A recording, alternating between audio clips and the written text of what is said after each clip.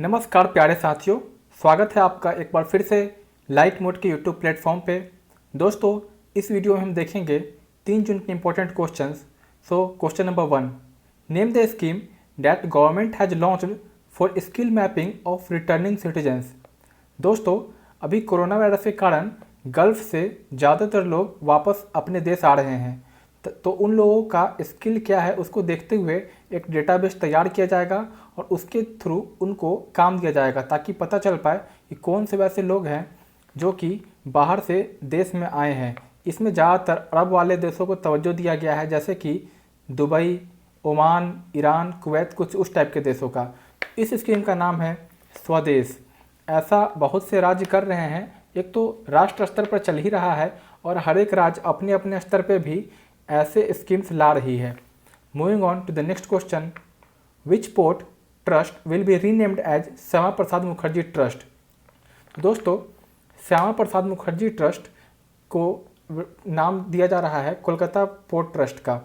Shyama Prasad Mukherjee waste Bengal के ही रहने वाले थे। पिछले वर्ष जो चेनानी नासरी टनल बना था, जो कि भारत का सबसे बड़ा टनल है 9.2 किलोमीटर का जम्मू एंड कश्मीर में, चेनाई नासरी, उसका भी नाम बदलकर श्यामा प्रसाद मुखर्जी के नाम पे कर दिया गया था। श्यामा प्रसाद मुखर्जी के नाम पर एक और योजना आई थी, Shyama Prasad Mukherjee rurban mission.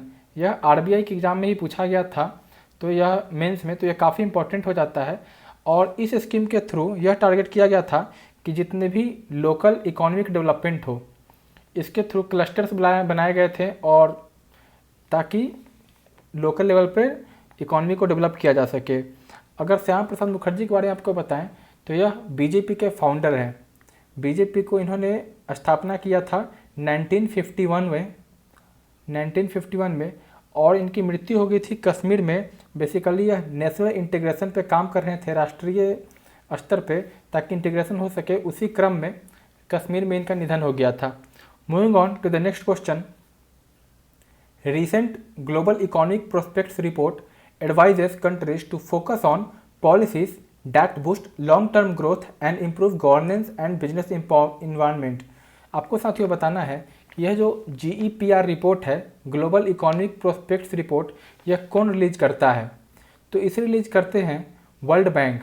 World bank के प्रेसिडेंट है डेविड मालपास। जैसे वर्ल्ड बैंक GEP रिलीज करता है, ग्लोबल इकोनॉमिक प्रोस्पेक्ट्स, उसी तरह हाल में काफ़ी रिपोर्ट्स पब्लिश हुए।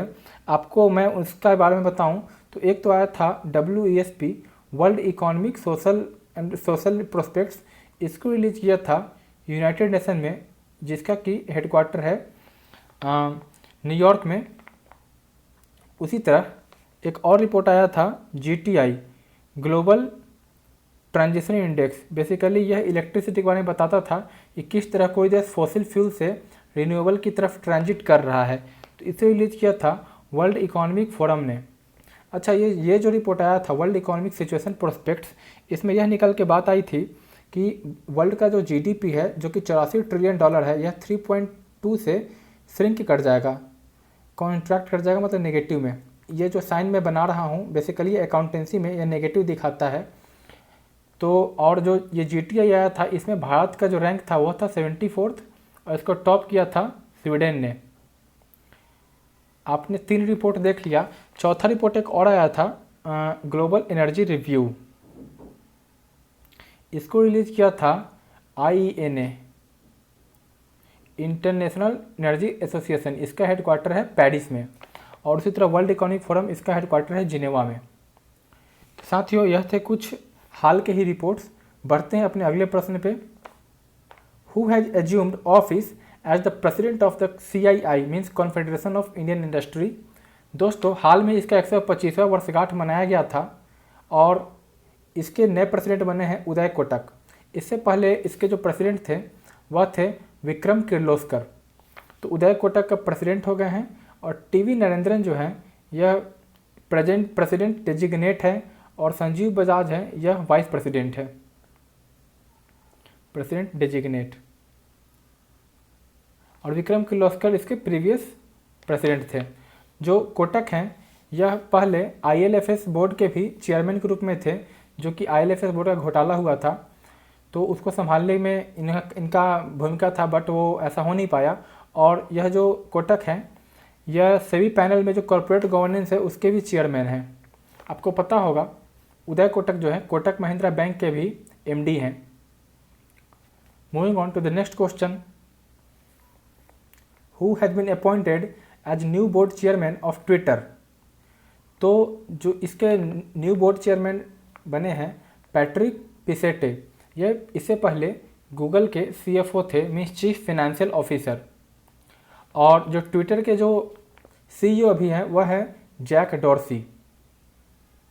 अगर आपको एक्स्ट्रा जानकारी दे तो ट्विटर के फाउंडर्स टीम में और भी लोग थे, जैसे इवान विलियम्स थे, बीज स्टोन थे, जैक डॉर्सी ये खुद हो गए।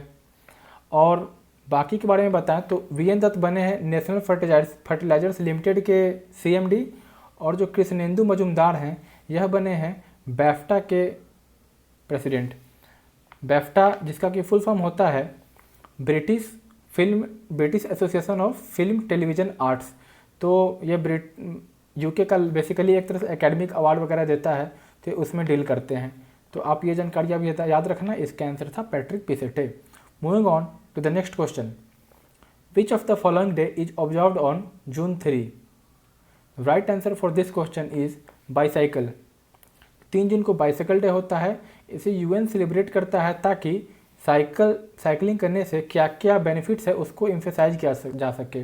आपको पता होगा दोस्तों, डेवलप्ड कंट्रीज में साइकिल को चलाने के लिए रोड पे एक अलग से ट्रैक बनी होती है ताकि लोग उस पर, भारत में ऐसा कुछ है नहीं। जो नया यमुना एक्सप्रेस वे बना था या अभी जो नए रोड्स बनते हैं उस पर ऐसा दिया जाता है, बट उतनी सुविधाएं है नहीं कि रोड साइकिल चला पाए। तो और जो इन्वायरमेंट डे है यह जून 5 को मनाया जाता है। उसी तरह टोबैको डे यह लास्ट मंथ 31 को मनाया गया था। और सेक्स वर्कर्स डे यह जून 2 को मनाया जाता है। तो बढ़ते हैं अगले प्रश्न पे। Which committee recommends on rationalisation of film media operating under Ministry of Information and Broadcasting. तो इस कमेटी को जो चेयर कर रहे हैं उनका नाम है बिमल जुल्का। इस कमेटी ने यह बोला है कि एक अलग से फिल्म प्रमोशन फंड का क्रिएशन हो और इस फंड के अंदर जो ही पैसे आए वह इंडिपेंडेंट फिल्म मेकर्स को दिया जाए ताकि वह कमर्शियल फिल्म बना सके। तो यह काफ़ी सराहनीय कदम है। Moving on to the next question, PM Modi will hold a virtual bilateral summit with the Australian PM. Who is the Australian PM. तो हाल में ही 4 जून को एक समिट हुआ, बायलैटरल समिट, भारत और ऑस्ट्रेलिया के प्रधानमंत्री ने। तो ऑस्ट्रेलिया के प्रधानमंत्री का नाम है स्कॉट मॉरिसन। बोरिस जॉनसन है, ये यूके के प्राइम मिनिस्टर है। और इसी तरह बोल्सोनारो ब्राज़ील से हैं और नेतन्याहू इजराइल के प्राइम मिनिस्टर हैं। दोस्तों, ऑस्ट्रेलिया के साथ भारत के कुछ एक्सरसाइजेस भी होते हैं, जैसे एक है ऑजी इंडेक्स। यह नेवी के लेवल पे होती है, मीन्स पानी में। और एक है ऑस्ट्रा हिंद, HIND, जैसे हिंद भारत को बोला जाता है उस तरह। और ये आर्मी कंडक्ट करती है। तो ये आर्मी लेवल पे है और ये नेवल लेवल पे है। आप ये याद रखना। अभी आपको पता होगा कि ऑस्ट्रेलिया भारत को काफ़ी सपोर्ट कर रहा है। जो क्वाड 4 बन रहा है विश्व में उसमें भी, या फिर अजहर मसूद को जब ग्लोबल टेररिस्ट बोलना था तो उसमें भी ऑस्ट्रेलिया ने भारत को मदद किया था। और अभी हाल में जब भारत UNSC का नॉन परमानेंट मेंबर बन गया है तो उसमें भी ऑस्ट्रेलिया ने काफ़ी बैक किया। तो इसे देखते हैं, काफ़ी एक अहम कदम था। बढ़ते हैं अगले क्वेश्चन पे। China will be setting up a Kohala hydro power project in Pakistan occupied Kashmir POK under CPEC, जिसका कि फुल फॉर्म है China Pakistan economic corridor. Name the river on which this plant is going to be built. दोस्तों, यह जो CPEC है इसके through China Pakistan के लिए काफ़ी प्रोजेक्ट्स बना रहा है, जिसका अहम फ़ायदा तो चाइना ही उठाएगा, बट उससे होगा यह कि पाकिस्तान के लोगों को ही फ़ायदे होंगे। जैसे कि यह कोहाला हाइड्रो पावर प्रोजेक्ट, इसमें लगभग 1200 मेगावाट का यह बन रहा है। तो इससे पाकिस्तान को काफ़ी सस्ता और लो कॉस्ट इलेक्ट्रिसिटी मिलेगा। चूँकि यह जो बन रहा है इसमें भारत का इस जगह पे टेरिटोरियल क्लेम है, तो भारत नहीं चाहता कि चाइना ऐसा करे, इसलिए भारत ने इस पे आपत्ति जताई है। यह जिस रिवर पे बन रहा है वह है झेलम। इससे पहले भी भारत ने बल्गिस्तान में यह जो दियामर भाषा डैम बन रहा था उस पर ऑब्जेक्शन किया था और भारत अब कोहाला पे भी कर रहा है। तो यह चाइना लगातार भारत के टेरिटरीज में अपने भारत के क्लेम को दरकिनार कर रहा है। तो आपको खैर यह क्वेश्चन पे फोकस रखना है। Moving on to the next question. Central Economic Guarantee Council is constituted under Mahatma Gandhi National Rural Employment Guarantee Act. It is chaired by home. तो यह जो मनरेगा है इसको चेयर करते हैं भारत का रूरल डेवलपमेंट मिनिस्टर जो कि NS तोमर है। दोस्तों अभी एक दोस्त का कमेंट आया था कि उनको मिनिस्टर्स के नाम या फिर जो भी मैं बताता हूँ थोड़ा ट्रिक से बताने की कोशिश की जाए, तो बहुत लोगों को याद नहीं हो पाता। तो खैर इसका मैं ट्रिक बता देता हूँ। आप ऐसे रख सकते हैं जैसे नरेंद्र सिंह तोमर, इनका भी नाम है, भारत के PM भी है नरेंद्र मोदी।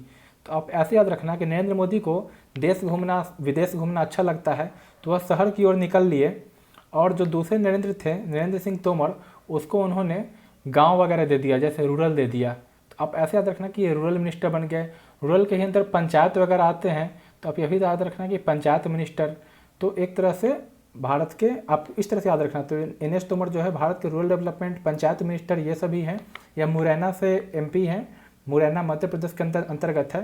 तो आप ऐसे रखना कि नरेंद्र मोदी तो बाहर शहर देश विदेश निकल गए, बट इन्होंने गांव गुरबा इनको दे दिया जिसके अंदर पंचायत भी आती है। आप ऐसे कभी नहीं भूलोगे।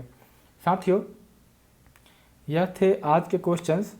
आप देख सकते हो कि आपको कैसा लगा, फीडबैक मुझे दे सकते हो। और नोटिफिकेशन सबसे पहले पाने के लिए बेल बटन जरूर प्रेस करें।